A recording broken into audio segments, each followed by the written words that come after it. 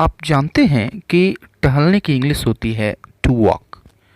ठीक उसी तरह से अगर ये पूछा जाए कि पढ़ने की इंग्लिश क्या होगी, तो आप कहेंगे टू रीड होती है। ठीक इसी तरह से जाने की इंग्लिश होती है टू गो, और बैठने की इंग्लिश होती है टू सिट।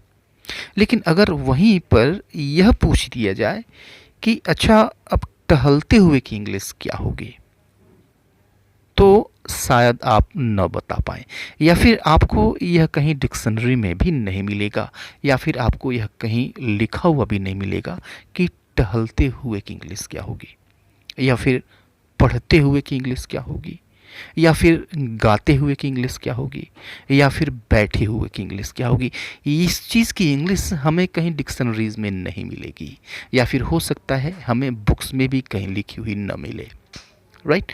लेकिन हम देखते हैं कि बहुत सारे ऐसे सेंटेंसेस हमको मिलते हैं जिनमें हिंदी में कोई ऐसी क्रिया होती है जो कि जिसके लास्ट में ताते ती आता है और उसके ठीक बाद हुए आ जाता है, और यह मिलता है सेंटेंस के किसी हिस्से में मिल जाता है। जैसे ये जो सेंटेंसेस हैं, इन सेंटेंसेस को आप देखिए।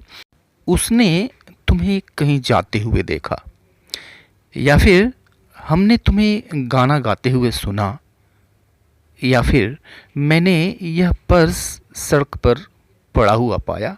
यहाँ पर ये जितनी क्रियाएं आए हैं हिंदी में, जितने हिंदी में वर्ब्स आए हुए हैं, जैसे टहलते हुए, पढ़ते हुए, गाते हुए, बैठे हुए, या फिर पड़ा हुआ, इन सब की जो इंग्लिश होती है वह प्रेजेंट पार्टिसिपल से बनती है। ठीक है।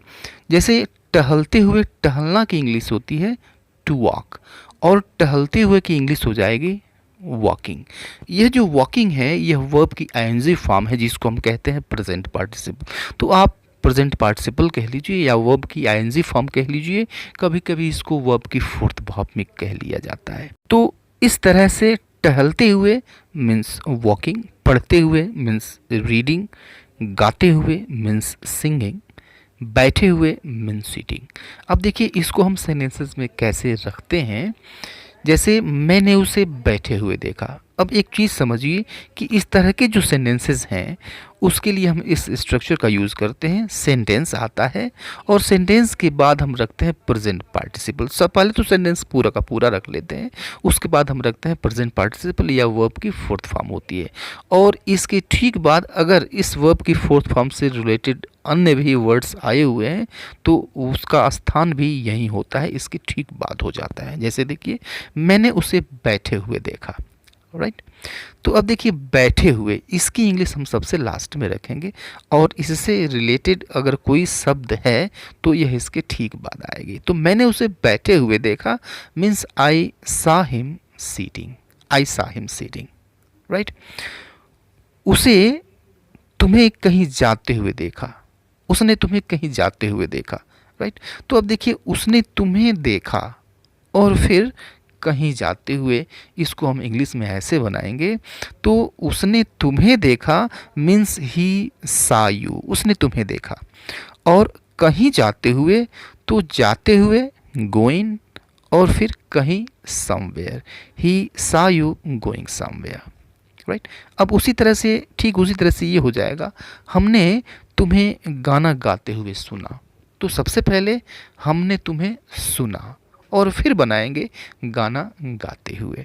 तो हमने तुम्हें सुना मीन्स वी हर्ड यू, और गाना गाते हुए सिंगिंग अ सॉन्ग। तो अ सॉन्ग है, यह सिंगिंग से संबंधित है, इसके ठीक बाद आएगा। तो we heard you singing a song. और इसी तरह से ये सेंटेंस देखिए, मैंने यह पर्स सड़क पर पड़ा हुआ पाया। तो अब इसमें देखिए सबसे पहले हम बनाएंगे मैंने यह पर्स पाया और फिर सड़क पर पड़ा हुआ। तो मैंने यह पर्स पाया means I found this purse, मैंने यह पर्स पाया। और देखिए दूसरा हिस्सा सड़क पर पड़ा हुआ, लाइंग ऑन द रोड। अब देखिए ऑन द रोड जो है यह लाइंग से संबंधित है, तो फिर इसको हम इसके ठीक बाद रखेंगे। तो लाइंग मीन्स पड़ा हुआ, I found this purse lying on the road.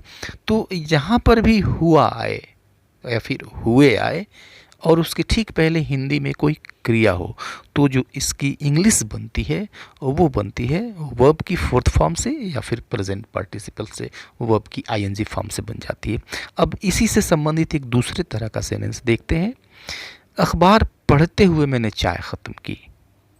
Right, तो अब देखिए इस तरह के जब सेंटेंसेस आते हैं तो यहाँ पर भी जो इंग्लिश होती है वैसे शब्दों की, ऐसी क्रियाओं की जिसके लास्ट में हुए आया हुआ है, जैसे यहाँ पे पढ़ते हुए, इसकी भी इंग्लिश होगी रीडिंग। राइट, लेकिन यह जो प्रेजेंट पार्टिसिपल है इसकी पोजीशन सेंटेंस के पहले हो जाती है। अब देखिए अखबार पढ़ते हुए मैंने चाय ख़त्म की, तो पढ़ते हुए रीडिंग, और क्या पढ़ते हुए, the newspaper, reading the newspaper, और फिर पूरा का पूरा सेंटेंस मैंने चाय ख़त्म की, आई फिनिश द टी।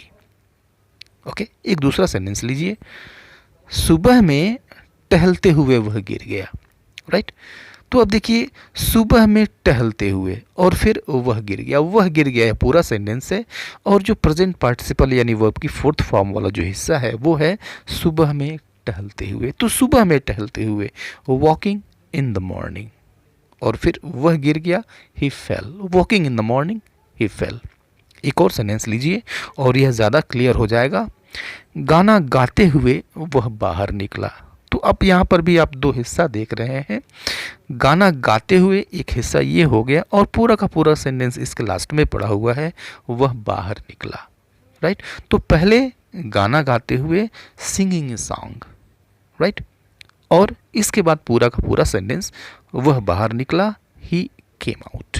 तो पूरा का पूरा हो जाएगा, singing a song, he came out. तो ये तरीका है ऐसे हिंदी सेंटेंसेस को बोलने का या फिर ट्रांसलेट करने का जिसमें वर्ब में जो हिंदी की क्रिया है वह हुए से समाप्त हो, और उसके ठीक पहले एक क्रिया है, जो क्रिया जो होगी वो हुए से समाप्त होगी।